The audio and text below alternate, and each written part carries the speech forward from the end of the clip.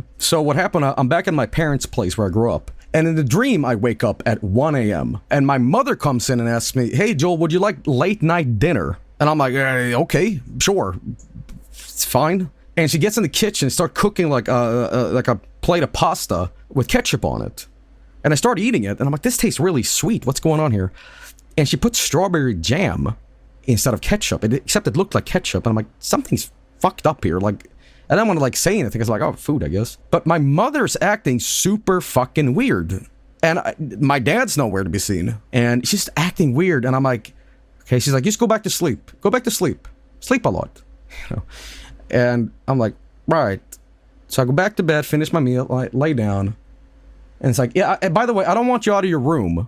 You stay there all night, okay? And I hear, like, noises from the kitchen. Like, they sound weird as fuck. And when she goes to sleep, my room is connected to, like, almost to the living room and the bathroom. I go to the bathroom, and I realize something is very wrong. Because prior to this, all the shadows in my room was tilting in different directions that they shouldn't have. Like, the light emanating from the ceiling like casted shadows that were like wrong. So like a lamp was like just tilted differently. It's just strange.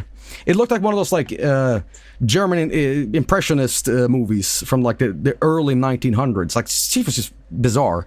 Anyway, I go for a pee in the bathroom and I see myself in the mirror.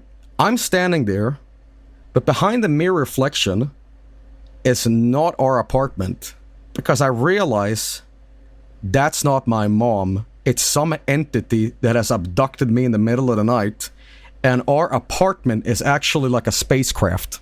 And I try not to make any noise, and I'm just like, right, okay, back to bed. And then I go back into bed and lay down, and I realize that these things aren't shadows.